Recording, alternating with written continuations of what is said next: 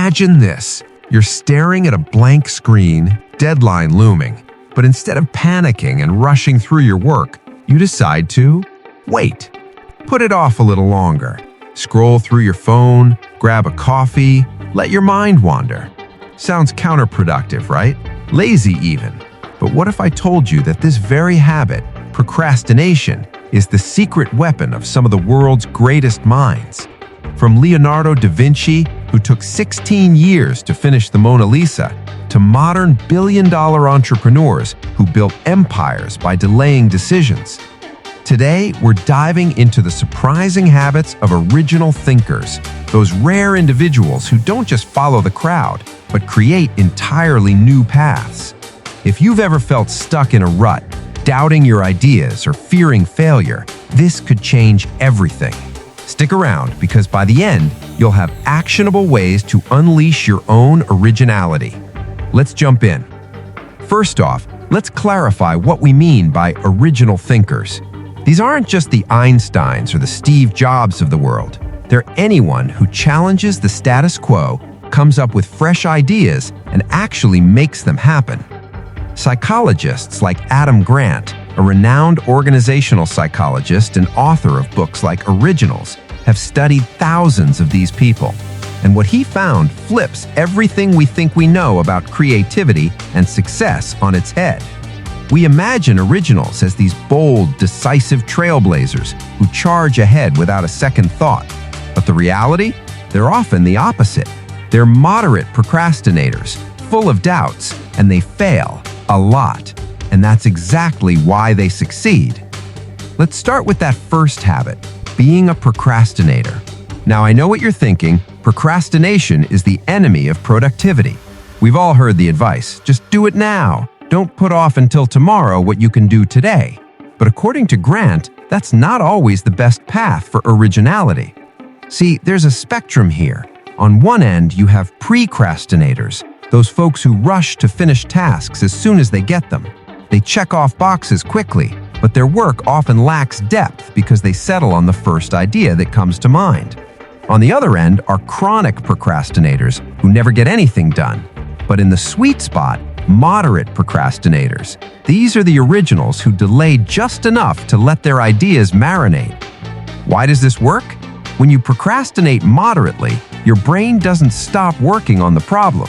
It shifts to the background, making unexpected connections. It's like letting dough rise before baking.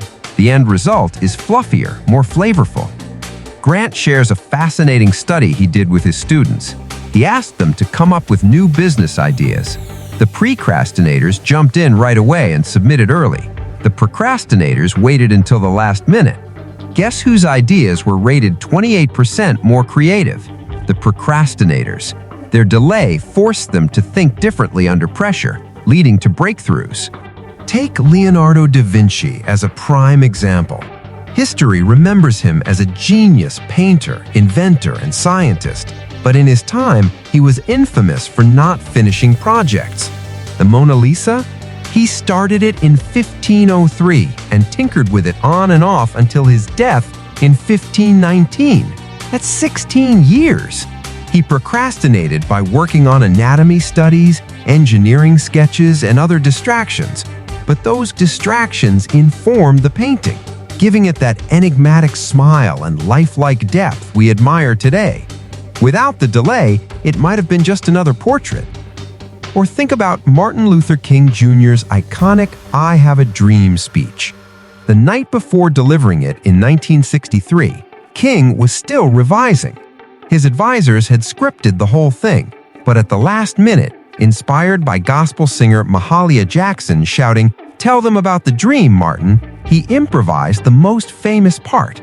That spontaneous addition came from years of simmering ideas, unlocked by procrastination. If he'd locked it in early, we might not have those immortal words echoing through history. Now, how can you apply this? Don't force yourself to finish everything immediately. If you're writing an email, drafting a report, or brainstorming a project, step away for a bit, go for a walk, watch an unrelated video, or even play a game. Research from the University of Wisconsin shows that brief diversions boost creative problem solving by 40%. But remember, it's moderate procrastination. Set a deadline to create that gentle pressure. Tools like the Pomodoro technique can help, but twist it. Work in bursts, then deliberately delay the final polish. Of course, this isn't a free pass to binge Netflix all day. The key is intention.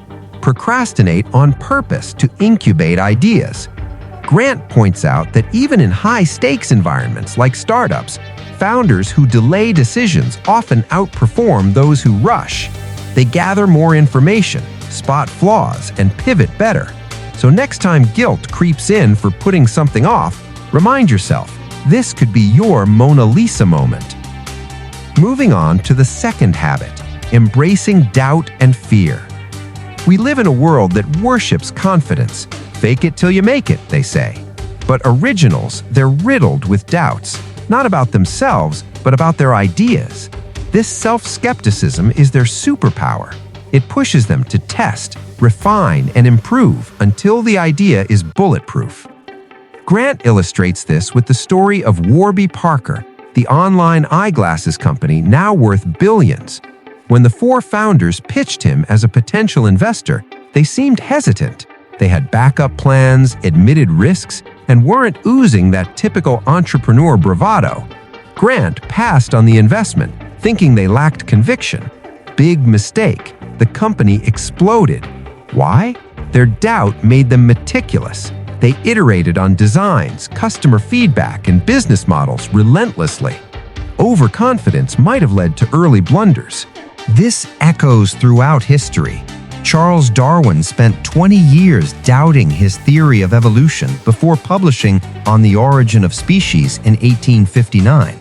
He collected mountains of evidence, anticipated criticisms, and even wrote a preemptive rebuttal to potential attacks. His doubt didn't paralyze him, it fortified his work. Without it, the book might have been dismissed as half-baked. In contrast, overconfident people often flop because they ignore red flags. A study in the Journal of Personality and Social Psychology found that those who doubt their initial ideas generate 50% more alternatives, leading to better outcomes. Doubt acts like a quality control filter. But here's the nuance. It's idea doubt, not self-doubt. Originals believe in their ability to improve, even if the current version sucks. Grant calls this confident humility. You're humble enough to question, confident enough to act. To cultivate this, try the pre-mortem technique. Before launching an idea, imagine it failed spectacularly. Ask, what went wrong? This uncovers weaknesses early. Companies like Amazon use this to innovate safely. Or keep a doubt journal. List why your idea might fail, then address each point. It turns fear into fuel. And don't forget fear itself. Originals aren't fearless. They fear the right things. Not failure, but regret. The regret of not trying. Grant surveyed people on their biggest life regrets. Top answer? Not pursuing bold ideas due to fear. So channel that fear into action. As Grant says, the greatest originals are the ones who fail the most because they're the ones who try the most. That brings us seamlessly to the third habit, failing a lot. Yes, you heard that right. Originals aren't defined by their successes, but by their willingness to rack up failures. The more you try, the more you fail, but also the more you hit home runs. Think about it like baseball. The best hitters strike out often because they swing more. Grant references inventors. Thomas Edison famously said he found 10,000 ways that didn't work before the light bulb. But he didn't stop at one invention. He patented over 1,000. Volume matters. A study of over 50,000 patents showed that the most original inventions come from prolific creators who produced tons of duds alongside gems. In the arts, it's the same.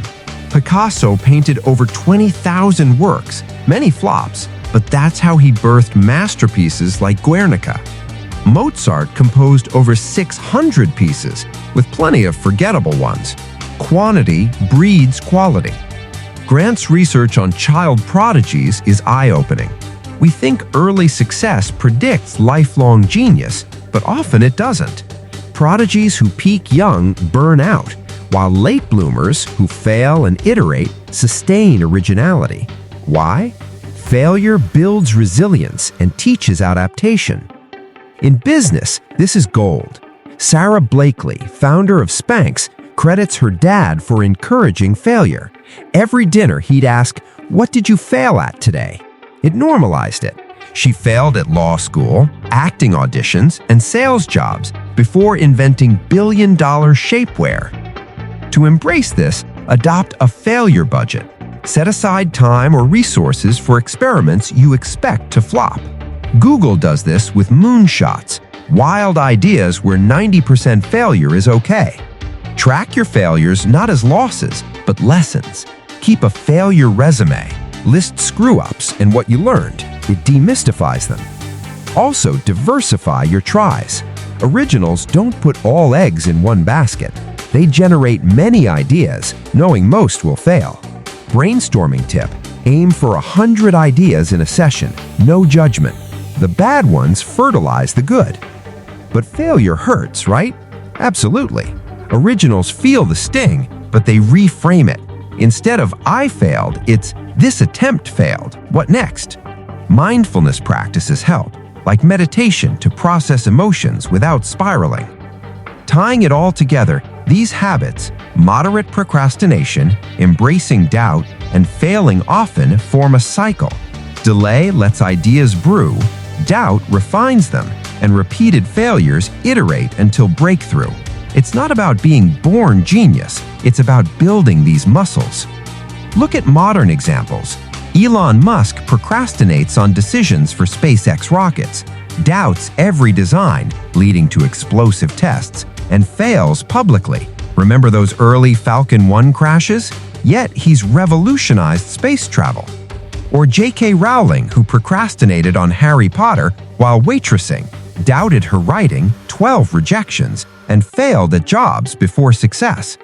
In your life, whether you're a student, entrepreneur, or artist, start small. Procrastinate on that email draft overnight. Doubt your first plan for a project and brainstorm alternatives. Try 3 new things this week, expecting 2 to flop.